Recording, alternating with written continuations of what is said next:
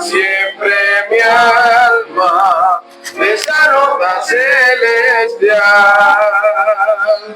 Amén, hermano, estamos en vivo. Vamos a ir al himno número 8. Así mismo, con ese mismo ánimo, vamos al himno número 8. Cantamos al Señor.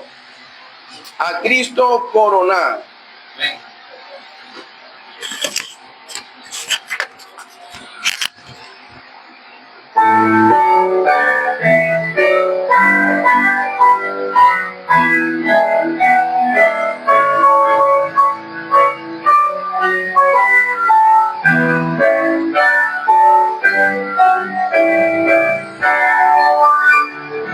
A Cristo coronar, divino Salvador, sentado en alta majestad, es digno de honor, al Rey de gloria y paz, gloria y tributar, y bendecir al inmortal por toda eternidad.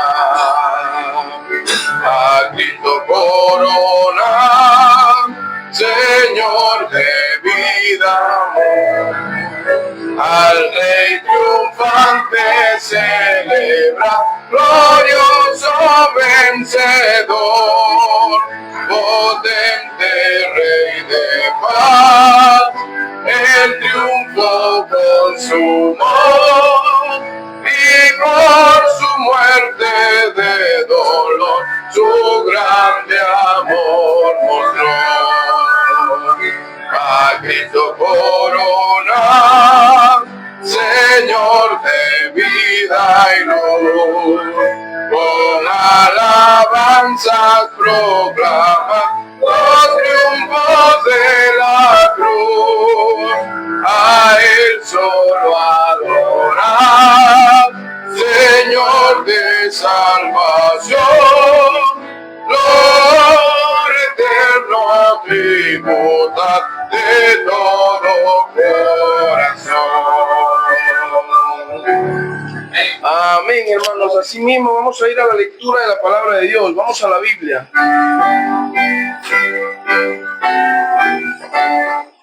Vamos al libro de Proverbios. Hermano Harold, por favor.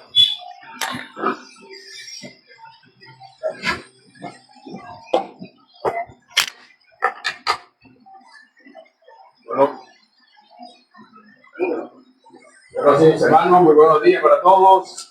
Que el Señor les bendiga. Amén. Estamos muy contentos este domingo de estar en la casa del Señor y por tener un invitado muy especial, el pastor Víctor Páez, de Caracas, Venezuela, nos está acompañando con su esposa. ¡Qué gran bendición! Mis hermanos, los invito a que vayamos a las Escrituras, al libro de Proverbios, capítulo 14. Vamos a leer el versículo 17 en adelante. Vamos a estar leyendo de forma alternada. Dice la bendita palabra de Dios: el que fácilmente se enoja hará locuras, y el hombre perverso será aborrecido. Los simples se revelarán y los prudentes se amarán de sabiduría. Los malos se inclinarán delante de los buenos, y los impíos a las puertas de los justos. El hombre es odioso aún a su amigo, pero muchos son los que aman al rico. Peca el que menosprecia a su prójimo, mas el que tiene misericordia de los pobres es bienaventurado. No hieren los que piensan el mal, misericordia y verdad alcanzarán los que piensan el bien. En toda labor hay fruto, mas las vanas palabras de los labios empobrecen. La riqueza de los sabios son su corona, pero la insensatez de los necios es dispersión. El testigo verdadero librará las almas, mas el engañoso hablará mentiras. En el temor de Jehová está la fuerte confianza, y esperanza tendrán sus hijos. El temor de Jehová es manantial de vida, para apartarse de los lazos de la muerte. En la multitud del pueblo está la gloria del rey, y en la falta del pueblo la libertad del juicio. El que tarda en airarse es grande de entendimiento, mas el que es impaciente de espíritu enaltece la necedad. El corazón apacible es vida de la carne, mas la envidia es la roja de los huesos. El que oprime al pobre afrenta a su hacedor, mas el que tiene misericordia del pobre lo honra. Por su maldad será lanzado y metido, mas el justo de su fuerte tiene esperanza. En el corazón del prudente reposa la sabiduría, pero no es conocida en medio de los necios. La justicia engrandece la nación, mas el pecado la nación. Juntos, mis hermanos, la benevolencia del rey es para con el servidor entendido, mas su enojo contra el que lo avergüenza. Bien, mis hermanos, damos gracias a Dios por su bendita palabra. Ahora los voy a invitar, mis hermanos, que tengamos un tiempo de oración esta bella mañana. Oremos, mis hermanos. Padre Señor, venimos delante de tu presencia, agradecidos por la oportunidad maravillosa que nos da de estar reunidos esta mañana aquí en tu casa bajo tu nombre. Te pedimos tu bendición, Señor, que todo sea agradable a ti, para que tú seas exaltado esta mañana, Padre. Bendice el servicio, bendice la predicación, al pastor invitado, pastor de tu país, que traiga ese mensaje fresco para nuestras vidas y siga haciendo la obra de nuestros corazones, Padre. Damos gracias en el nombre de Jesús. Amén y amén. Bueno, tomar asiento, hermanos. Qué bueno estar hoy en la casa de Dios y vamos a tener un buen servicio el día de hoy. Hoy vamos a gozarnos, hoy vamos a estar acá edificándonos y gozándonos primeramente por el Señor Jesucristo. Y qué bueno que nuestro pastor está por acá. Muchas gracias, con su esposa, el pastor también Carlos Eduardo, su esposa. Esto es una bendición. Y esto nunca no lo había pensado así, pero Dios lo había pensado. Los planes del Señor no son nuestros planes, ¿no? Y sí, ya, ahorita. Ya. Y bueno, estoy muy contento por todo esto. A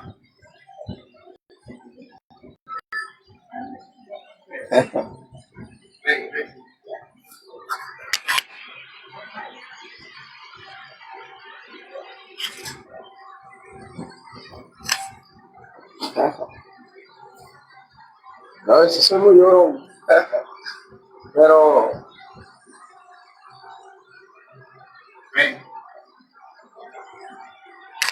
bueno, vamos a darle la bienvenida al pastor.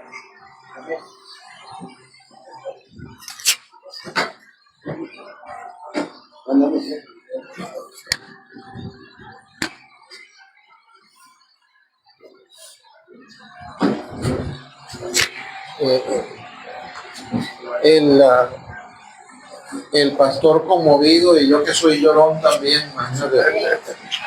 Así es verdad. Se juntaron los muchos para la casa. Dios te bendiga a pastor, contento de estar con ustedes. Esto lo vamos a poner por aquí, si no hay problema. Y bueno, estamos disfrutando mucho nuestra visita aquí a Barranquilla. Y bueno, este es un humilde comienzo, pero el tamaño de lo que esta iglesia físicamente tiene ahora no es lo que yo estoy seguro el Señor desea en su corazón, y que con el esfuerzo de todos ustedes y la ayuda del Señor, esta naciente iglesia va a progresar y el Señor va a bendecir, el Señor va a traer almas a la iglesia.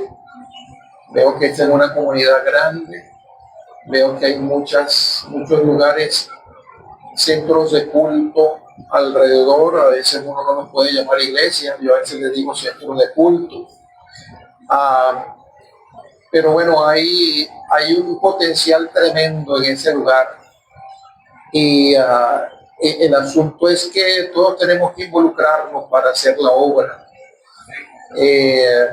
Estamos aquí para glorificar al Señor, recibir alimento espiritual, pero a la misma vez prepararnos en este lugar para servir al Señor. Y no tenemos que ir muy lejos. Mire, este lugar está lleno de gente y hay que ir a buscarlos, hay que darle palabra de Dios. Yo estoy seguro que el Señor va a bendecir esto. No es el trabajo solamente del pastor y su familia, es el trabajo de todos nosotros. Entonces, nosotros estamos aquí en tránsito, esperamos regresar. Esta es la primera de muchas veces que estaremos visitándolos. Eso esperamos, si el Señor lo permite.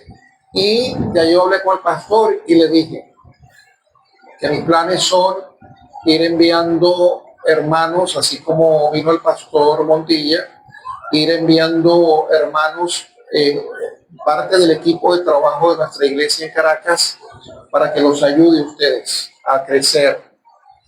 En la iglesia tenemos 3 ministerios juveniles. Creemos que es importantísimo trabajar con los muchachos, con los jóvenes, los niños y los jóvenes. Y estoy pensando enviar a cada uno de los líderes, los ministerios juveniles de nuestra iglesia, para ayudarnos a levantar lo que será el ministerio juvenil de la iglesia Berea. Es Berea, ¿cierto? La iglesia bautista Berea. Eso debe ser de ánimo para, bueno, para los jóvenes que están presentes, las hijas del pastor, el jovencito que está allí. ¿Cómo que se llama él? ¿Ah? Said. Aquí, y todos los demás que vengan. Okay, una vez que comienza un ministerio juvenil, eso no lo para nadie, siempre que tengamos el liderazgo apropiado. Pero el pastor de ustedes es un hombre muy juvenil, muy, ¿verdad?, amistoso, amigable. Yo estoy seguro que eso comenzará al principio con él, pero Dios traerá a jóvenes que se formarán. Mire, ¿quién iba a decir que ese jovencito que entró a la iglesia hace 52 años atrás, con 15 años de edad, saboteó el servicio? Porque saboteó el servicio ese día. Sería el pastor de esa misma iglesia. ¿Hay cuántos ya?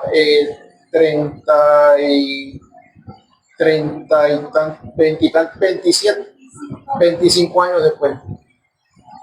Entonces, lo que hagamos hoy es para sembrar y ver que jóvenes que llegan a la iglesia, se entrenan, no conocen al Señor, se entrenan, comienzan a crecer, se convierten en líderes y un día, bueno, ¿quién quita?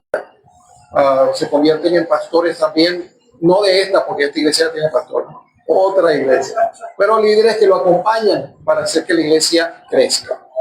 Pero bueno, ustedes no sé, yo sé que no están desanimados, no, lo que ven ahora es el comienzo, es una semillita que va a crecer. Hechos 4, 13 al 20. Déjame poner aquí el reloj para estar seguro. ¿A qué hora termina esto? A las 11. Ok. Perfecto. Ok. Están ahí, Hechos capítulo 4, versículo 13 al 20. Dice así: entonces, viendo el denuedo de Pedro y de Juan, y sabiendo que eran hombres sin letras y del vulgo, se maravillaban y les reconocían que habían estado con Jesús. Viendo al hombre que había sido sanado, que estaba en pie con ellos, no podían decir nada en contra. Entonces les ordenaron que saliesen del concilio y conferenciaban entre sí diciendo: ¿qué haremos con estos hombres? Porque de cierto señal manifiesta ha sido hecha por ellos, notoria a todos los que moran en Jerusalén, y no lo podemos negar. Sin embargo, para que no se divulgue más entre el pueblo, amenacémosles para que no hablen de aquí en adelante a hombre alguno en este nombre. Y llamándolos, les intimaron que en ninguna manera hablasen ni enseñasen en el nombre de Jesús. Mas Pedro y Juan respondieron diciéndoles: juzgad si es justo delante de Dios obedecer a vosotros antes que a Dios, porque no podemos dejar de decir lo que hemos visto y oído. Bueno, el Señor bendiga su palabra. ¿Qué haces tú cuando tienes temor? Pero más específicamente, ¿qué haces cuando tienes temor de hablar o temor de actuar como creyente? Por ejemplo, orar por la comida si estamos en un restaurante, dar un tratado, compartir nuestra fe con otros, testificar a gente del Señor, defender nuestras convicciones, lo que creemos. O sea, la palabra nos habla de contender ardientemente por la fe. No es pelear con gente.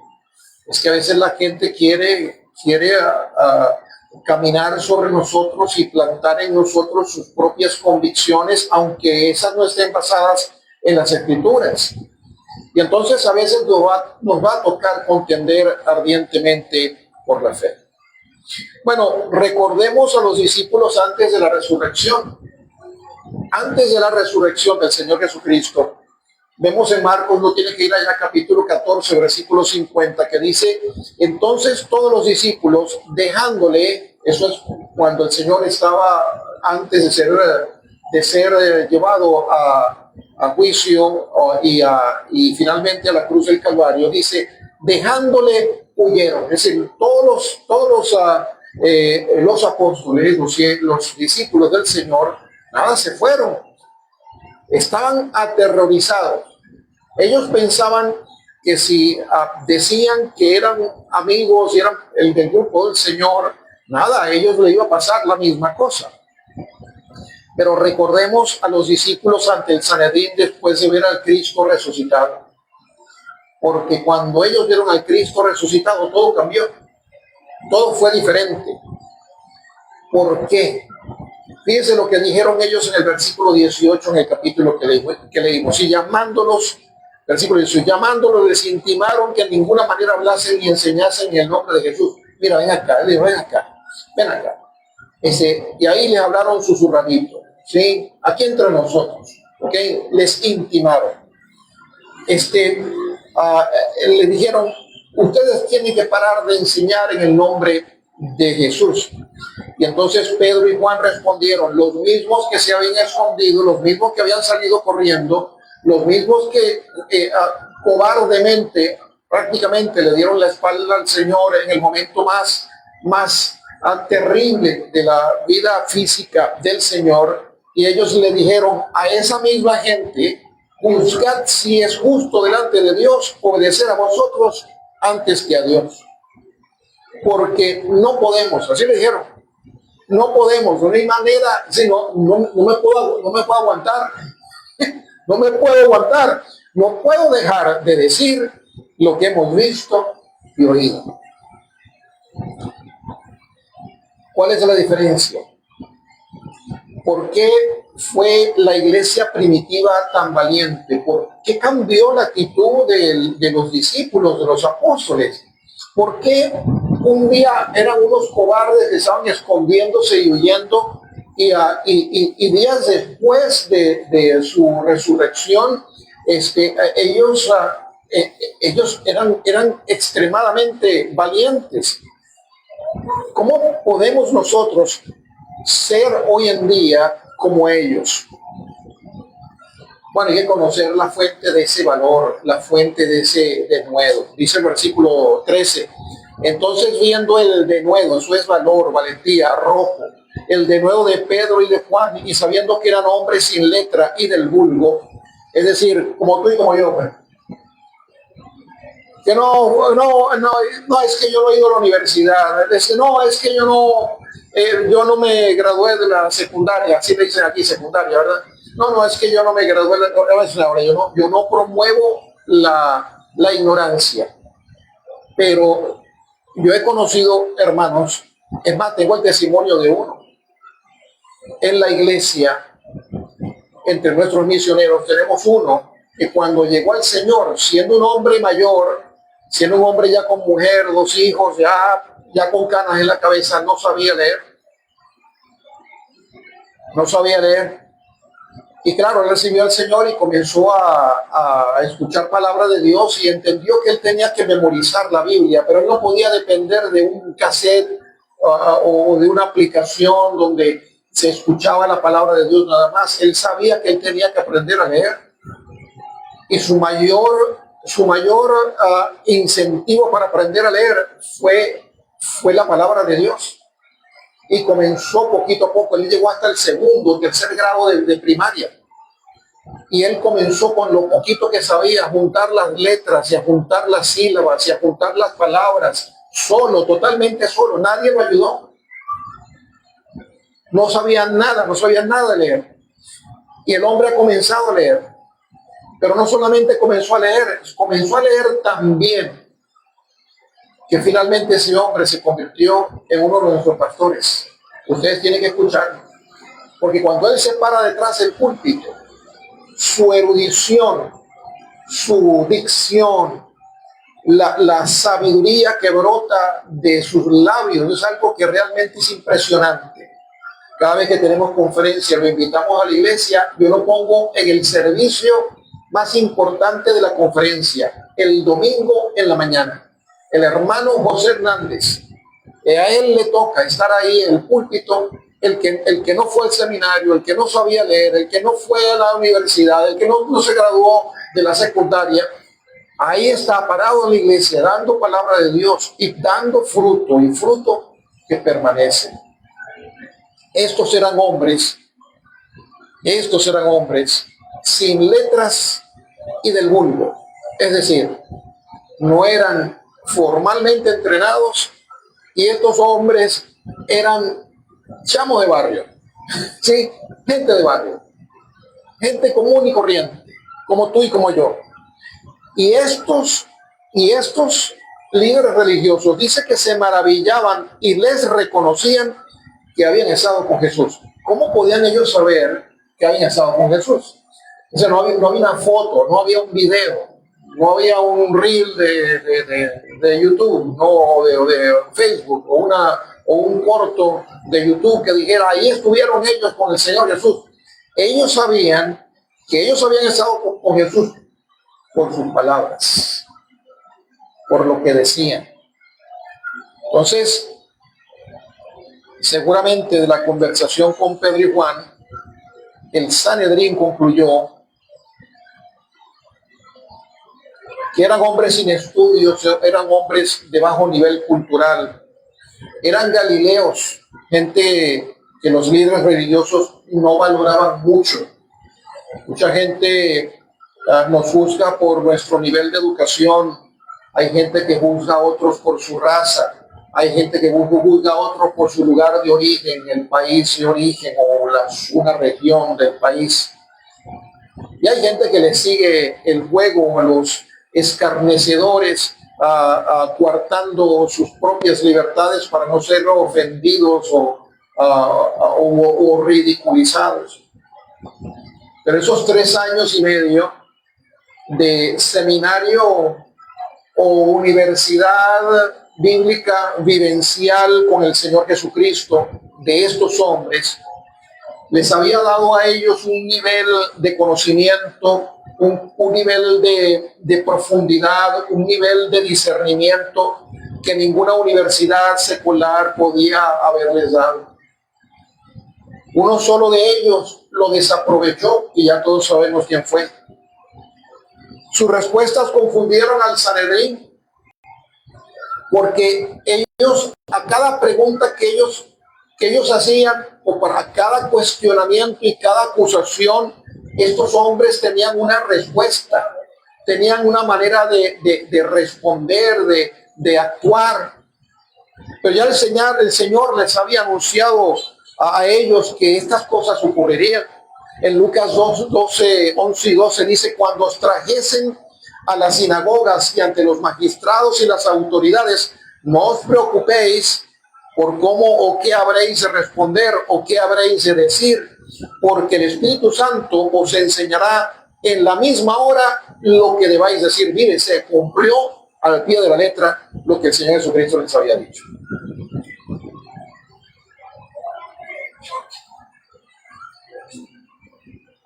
La inequívoca conclusión del Sanedrín fue que aquellos hombres habían pasado tiempo con el Señor Jesucristo. ellos pudieron ver cuánto el Señor Jesucristo los había influenciado, y ello se evidenciaba en no sentirse, primero en su sabiduría, la sabiduría que brotaba de sus labios, pero también en no sentirse intimidados por el concilio. Hermanos, en el plan de Dios está que seamos como el Señor. Ellos podían ver en ellos que habían estado con el Señor Jesucristo. Se parecían a Él en su carácter, en su sabiduría, se parecían a Él en su valentía.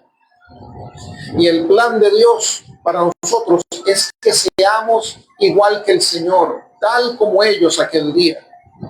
Él quiere que pensemos como Cristo pensó. Él quiere que hablemos como el Señor Jesucristo habló. Y Él quiere que actuemos como el Señor Jesucristo actuó. Mientras más tiempo pasamos con el Señor, más influencia el Señor va a tener en nuestras vidas. Romanos 8:29 dice, porque a los que antes conoció también los predestinó para que fuesen hechos conforme a la imagen de su Hijo. Es que si hay gente que habla de la predestinación, no, hemos sido predestinados para ser como Él. ¿Sí? Este es el plan, dice, cuando alguien conozca a Cristo como Salvador, ya mi deseo es que sea como yo. Mi deseo es que sea como yo, tenga el mismo carácter, que tenga la misma, la misma acción. Entonces el efecto del tiempo pasado por Juan y Pedro con el Señor se evidenció en tres maneras. Primero, que estaban llenos del Espíritu Santo. Dice ahí mismo en el capítulo 4, dice, entonces Pedro, lleno del Espíritu Santo, les dijo, gobernantes del pueblo y ancianos de Israel, y siguió su discurso. No habló en lenguas, pero estaba lleno del Espíritu Santo. Es que el mundo evangélico y particularmente carismático, pentecostal hoy día están confundidos, están equivocados. La gente a veces cree lo que quiere creer. Si usted quiere creer que hablar en lenguas es una evidencia de ser lleno del Espíritu Santo, bueno, ¿quién se lo puede quitar de la cabeza? Pero si vamos a creer lo que la Biblia dice, aquí vemos gente que estuvo llena del Espíritu Santo y lo que hizo fue hablar palabras de sabiduría.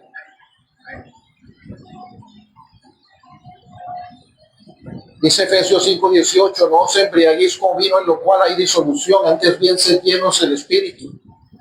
Hermanos, la llenura del Espíritu Santo no solamente va a impactar nuestros pensamientos y nuestras emociones, porque la gente piensa que la llenura del Espíritu Santo tiene el propósito de darnos una euforia y una alegría y una cosa.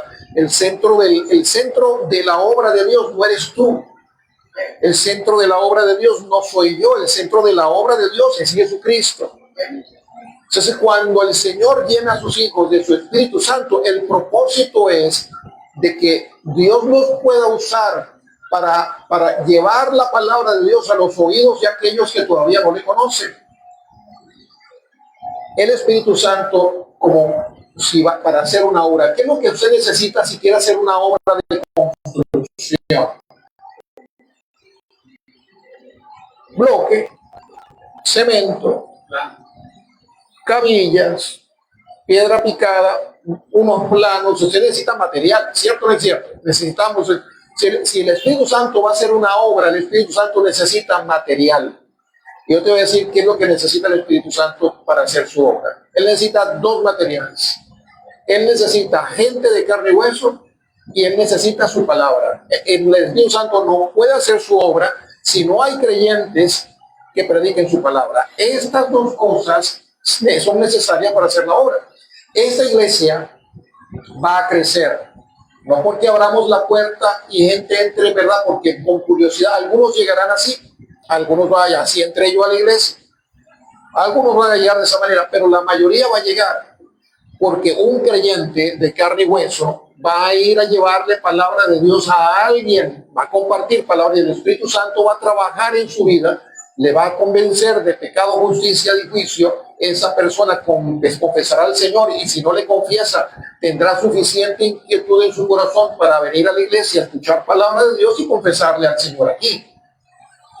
Pero es importante que el Hijo de Dios no solamente tenga el Espíritu Santo, que lo tenemos y ya somos creyentes. Dios quiere que seamos llenos del Espíritu Santo.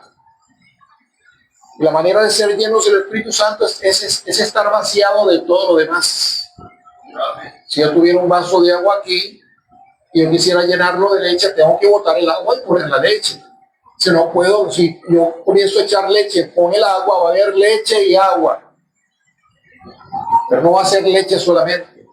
Para que seamos totalmente llenos del Espíritu Santo, tenemos que vaciarnos de nuestro pecado, tenemos que vaciarnos de nuestra mundanalidad, tenemos que vaciarnos de todo el basurero que tenemos en la cabeza del corazón, para que el Señor, a través de su palabra, vaya saneando nuestras vidas. Comience a purgar, con su Espíritu vaya purgando, con su palabra vaya purgando todo eso. Y entonces el Señor nos llenará de su Espíritu. Y cuando hablemos y demos testimonio del Señor, porque estamos llenos de su Espíritu y estamos llenos de su palabra, ocurrirá exactamente lo que ocurrió este día frente al Sanedrín. Ellos se van a dar cuenta de que tú has estado con el Señor Jesucristo. Ahora, esta gente, ¿no es tremendo?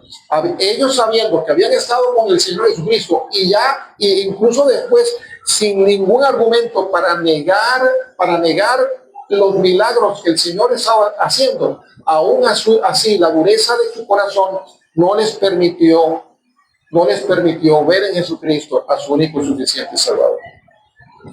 Entonces,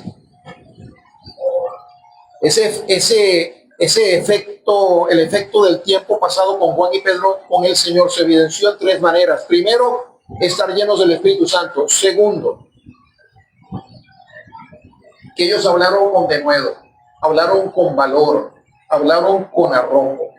Hechos 4:13 dice: entonces, viendo el denuedo de Pedro y de Juan, lo vieron. Era evidente a sus ojos. Ellos le hablaron a gente que los odiaba. Ellos le estaban hablando a gente que era capaz de matar para eliminar a cualquiera que pusiera en peligro su sistema religioso.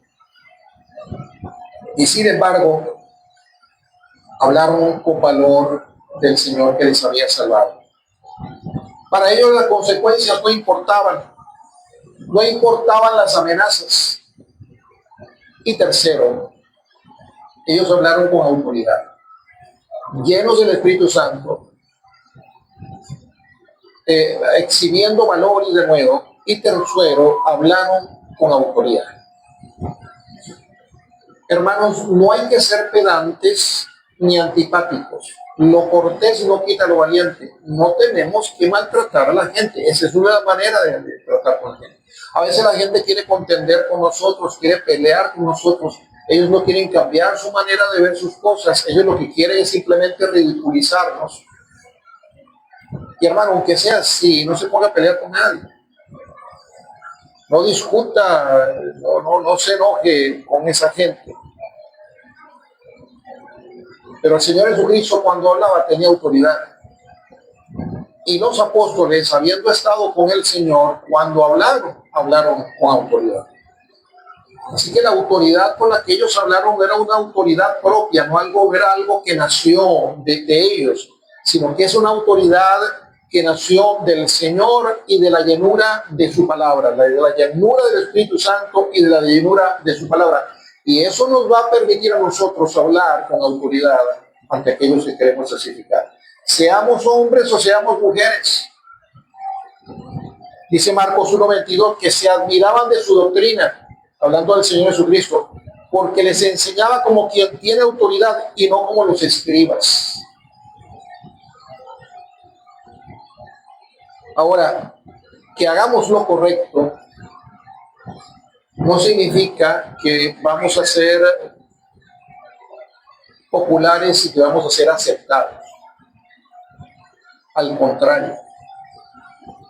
Es decir, que seamos llenos del Espíritu Santo, que estemos llenos de la palabra de Dios porque nos hemos nutrido de ella, no es garantía de que vamos a ser populares y que vamos a ser aceptados, de que vamos a caerle bien a la gente, de que vamos a ser vernos muy simpáticos, sino es todo lo contrario. En Juan 16:33 dice, estas cosas, el Señor Jesucristo dice, estas cosas os he hablado para que en mí tengáis paz. En el mundo tendréis aflicción, pero confiad, yo he vencido al mundo. Ahora, si ellos hasta ahora habían hecho cosas buenas, como sanar a un hombre paralítico y no habían hecho absolutamente nada ilegal, ¿por qué los líderes religiosos de la nación los estaban acosando? O sea, ¿por qué ese acoso contra los discípulos del Señor? Bueno, ellos le tenían miedo a su influencia. El poder de influencia de alguien que conoce y pasa tiempo con el Señor es de gran impacto. Tú no tienes idea del impacto, o sea, que puede tener tu persona si has sido alguien que ha pasado tiempo con el Señor y te has llenado de su palabra.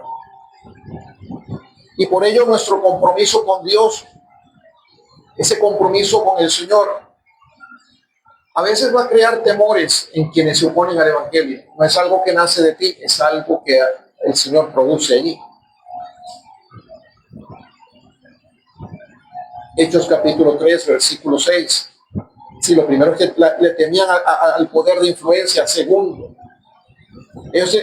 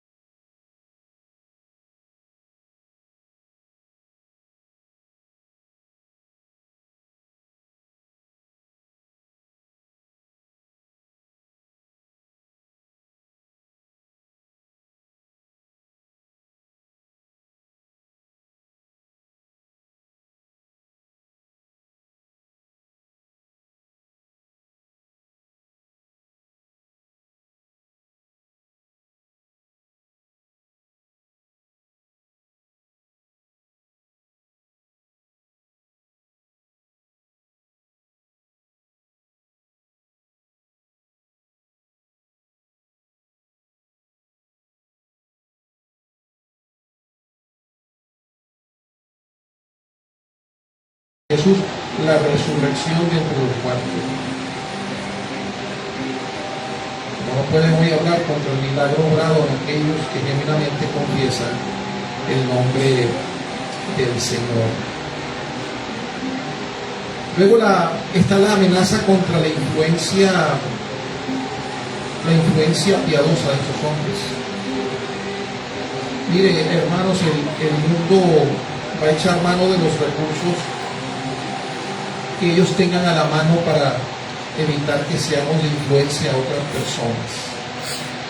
Ahí asesinaron a una persona que seguramente lo han conseguido, un excelente cristiano, iba a las universidades, se sentaba en una silla con un aviso que decía: prueba que estoy equivocado, prueba que estoy equivocado. Ese muchacho no había ido a la universidad. Él entró a la universidad, en el primer semestre se salió. Él dijo: esta gente me quiere adoctrinar, yo voy a dejar que me adoctrine. Estudiando la palabra de Dios, es un hombre extremadamente sabio, tan sabio a través de la palabra de Dios, que se atrevió a ir a las más prestigiosas universidades de los Estados Unidos, a Harvard, a Yale, a Stanford, las más grandes universidades. Y ahí se sentaba frente a un montón de muchachos enemigos del Evangelio que odian a los cristianos. Y ahí se sentó un aviso que decía: te invito a hablar, ahí está el micrófono, prueba que estoy equivocado. Nunca alguien pudo probar que él estaba equivocado. Presentaba la palabra de Dios todo el tiempo. Hablaba en contra de la sodomía, hablaba en contra del aborto. Hablaba del Señor, de la salvación que Él ofrece en Cristo Jesús.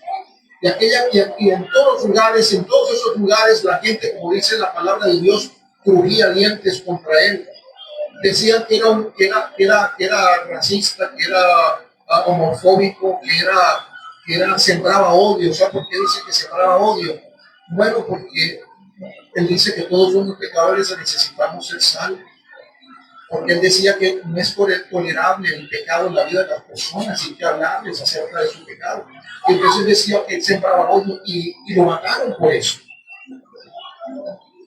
Entonces siempre va a haber una amenaza contra una influencia piadosa. Tenemos a hermanos en nuestra iglesia que han perdido sus trabajos porque son cristianos. Sus jefes algunos de ellos eran santeros y cuando se enteraron que eran cristianos los despidieron. Hay una amenaza contra la influencia piadosa de los creyentes. En algunos casos nos pudiera costar la vida. Mira, ya en Venezuela tenemos uno de nuestros pastores, el pastor Francisco Tremaña, cuando él era estudiante del seminario. Él iba a uno de los barrios cerca de nuestra iglesia que se llama La Vega. Y él comenzó a subir a los cerros y a bajar niños de los cerros. Él solito. Él se traía un bus, esos los más largos que hay, son como, no sé, como 45 o 50 personas. Él alquilaba un bus y él se traía ese bus lleno de muchachitos del barrio, solito, no lo ayudaba a nadie. Un día entrando al barrio, uno de los malandros, de los malvivientes del barrio, lo llamó y le dijo: mira, no te quiero volver a ver por aquí. Si vuelves a venir te voy a quebrar, allá significa te voy a matar. El pastor Francisco en ese momento era un simple estudiante. Él se encogió de hombros, dio la espalda y se fue para la iglesia, en el seminario donde él estaba hospedado. Nunca me dijo nada. No me dijo nada, no le dio importancia. A la semana siguiente, adivine dónde estaba el hermano Francisco Tremaña. Estaba de nuevo en el barrio de La Vega, buscando niños en el mismo lugar, pero ese día no vio al malandro. Me pareció extraño. La semana siguiente regresó, no vio al malandro.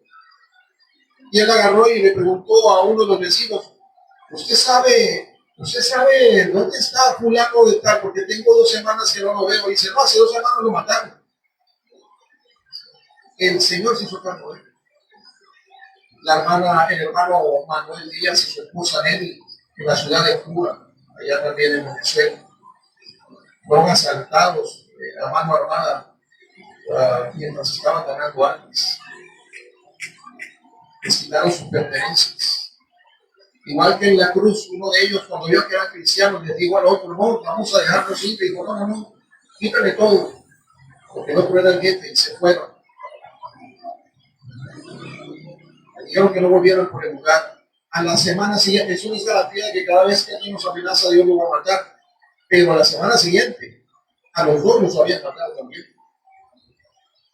No quiero poner énfasis en que los mataron, quiero poner énfasis en que va a haber una influencia, va a haber una amenaza siempre contra una influencia piadosa donde quiera que nosotros estemos.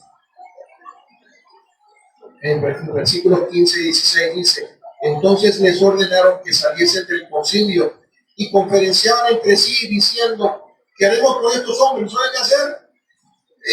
Lo que ellos esperaban era que se intimidaran, que se acobardaran, y ellos no sabían qué hacer con ellos. Dice: porque de cierto señal manifiesta ha sido hecha por ellos, notoria a todos los que moran en Jerusalén, y no lo podemos negar. Estaban hablando de los milagros. Es que los milagros se empezaban a venir para que, siendo judíos, ellos se dieran cuenta de que Cristo era Dios y es Dios, de que Cristo podía salvarles y darles vida eterna, y no confesaron el nombre del Señor. Bueno, a veces le damos demasiado crédito al enemigo. Y muchas veces no tienen ni idea de cómo actuar en contra de los creyentes. Pero ellos siempre salen con algo. Seguros que lo intentarán. Así que ellos hicieron amenazas privadas primero, ¿sí? Ven acá, intimaron con ellos, es decir, hablaron calladitos con ellos. Luego hicieron amenazas públicas en contra de ellos, versículos 17 y 18. Cuando todo lo demás falla, Satanás siempre va a recurrir a la violencia contra los creyentes, y eso pudiera estar ahí. Mi esposa y yo, bueno, todos nuestros hermanos, el pastor, el mismo pastor Kevin, el pastor Montilla, si saben bien los barrios en los que nuestra iglesia trabaja, y son barrios peligrosos, la mayoría, si no todos ellos, son barrios peligrosos, pero en 52 años que nuestra iglesia tiene, y uno de los barrios más peligrosos de Caracas, nunca le han hecho nada a daño a ninguno de nuestros hermanos. Así que el temor, o sea, no podemos dejarnos dominar por el temor. Voy a hablar más tarde de eso. No podemos dejarnos dominar por el temor. Porque el temor es donde hay temor no puede haber fe. Y donde hay fe no puede haber temor. Son mutuamente exclusivos. O está el uno o está el otro. Y a veces me preguntan, pastor, ¿y cómo ha sido posible que la iglesia de Vista Alegre haya crecido tanto? ¿Cómo es posible que la iglesia de Vista Alegre, que comenzó con un grupito de 20, 15, no más, era el pastor y su familia nada más? Y poquito a poco comenzó a llegar la gente. Cuando yo llegué a la iglesia no había más de 20 personas en el lugar.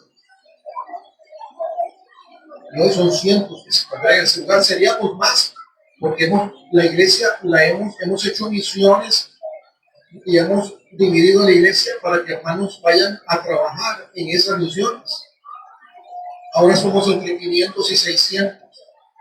Yo creo que seríamos como 1000 si no hubiéramos dividido todas esa gente que se fue a esas misiones en Caracas. Pero ¿cómo se hace eso? Es que el pastor Ropa es simpático, es carismático. No. Es el Señor trabajando a través de cada uno de los miembros de la iglesia. Y esa iglesia, mi querido hermano, va a crecer porque tú me vas a ayudar a crecer. Porque tú vas a trabajar con ella. Y no te debe sentir pequeño, ¿verdad? Porque bueno, algo por allá hay una muy grande y la gente está brincando y saltando. Y eso no se preocupe. Nosotros no tenemos ni brinco ni salto. Y somos un gentío. Porque realmente mantiene a la gente en la iglesia. No es la música, es la palabra de Dios. Amén, amén. El taxista que nos trajo, su papá es pastor. Y comenzamos a hablar. Y entonces nos dijo, bueno, que la iglesia donde él estaba, una tragedia, el pastor se fue con otra mujer. Y quedó la pastora. Dice, pero le está yendo mal a la pastora, la iglesia está muy decaída. Yo pensé que me iba a decir, bueno, es porque el esposo se había ido. Dice, no, la iglesia está muy decaída porque no tenemos músicos.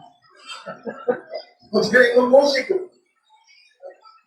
Allá en Venezuela, en la zona de La Cabrera, una zona cerca de Caracas, había una iglesia que tenía unos shows tremendos los fines de semana. Tenían todo tipo de instrumentos y amplificadores, tenían todo.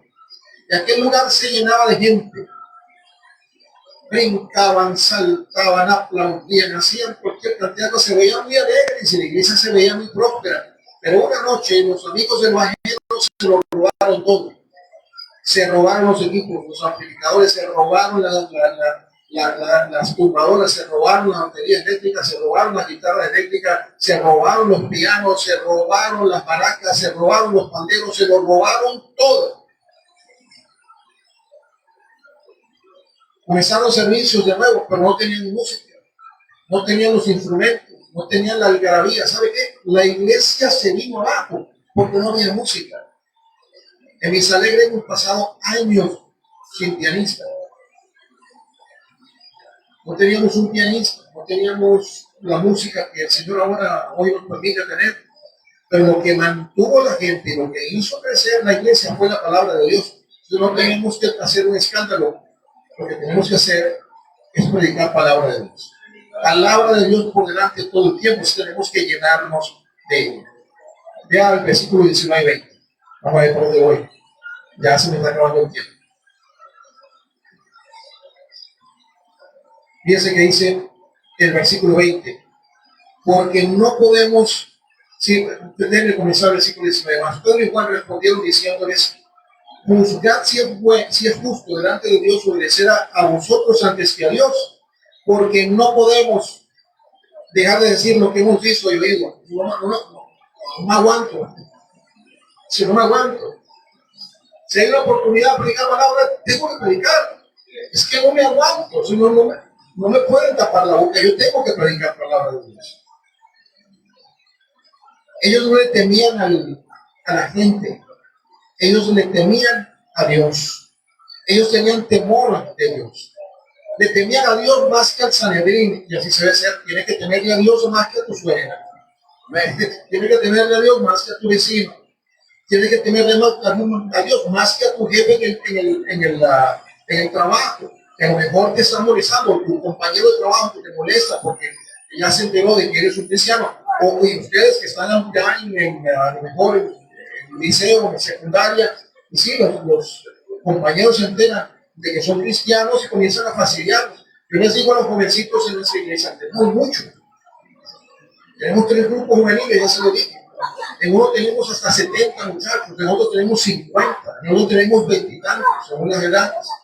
Miren la cantidad de jóvenes que tenemos en la iglesia. La gente piensa que la iglesia es el último lugar que un joven quiere estar. No, en nuestra iglesia los jóvenes quieren estar en la iglesia.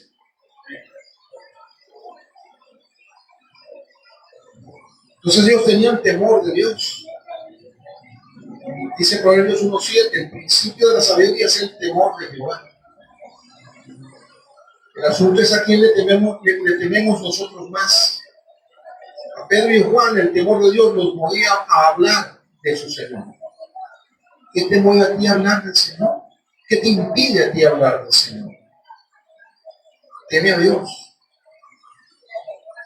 Y con ese temor del Señor por delante, sal en el día de hoy, a partir del día de hoy, si algo te ha estado frenando de compartir palabras con otros, sal con denuedo, sal con llenura del Espíritu Santo, sal con un corazón limpio, una conciencia limpia, sal con conocimiento de la palabra de Dios, comienza a estudiar tu Biblia, si no es que no sé, no he estudiado mucho la Biblia, bueno, es tiempo de comenzar. Es tiempo de comenzar. Asiste fielmente a la iglesia, escucha palabra de Dios, toma nota. Mi esposa se la pasa tomando notas. Dice, ella toma notas por mí. Bueno, ella no lo sabe. A veces yo le digo, ¿dónde quedé en el mensaje de la semana pasada? Y agarro el cuaderno y veo dónde quedé. Y continúo el mensaje, porque no me acuerdo, si me olvido, ¿dónde fue que quedé? No lo anoté. Yo le voy al cuaderno de mi esposa, digo, ahí fue que quedé, y ahí para adelante, ahí te comienzo, tomen notas. Yo le digo a los jóvenes, eso se lo digo a los muchachos para aquí. El primer día de clases, cuando lleguen al liceo, siempre hay una sesión donde a lo mejor uno de los profesores dice, bueno, vamos a ver, cada uno, dígame cómo se llama, de dónde viene, qué edad tiene.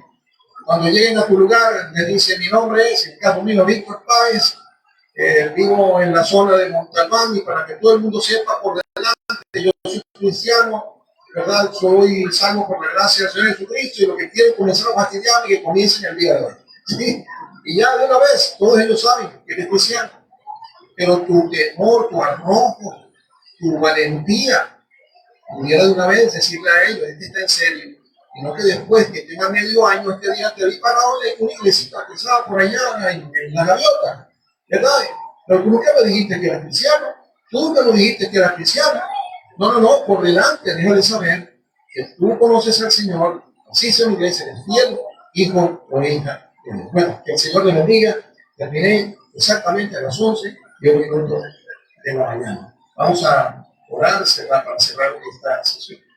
Señor, gracias hoy por este tiempo juntos estudiando tu palabra, este evento en ella en el que a tus discípulos, luego de haberse acobardado, al principio haberse acobardado, por haber estado contigo, por haberte visto resucitado, por haber pasado 40 días, Señor, recibiendo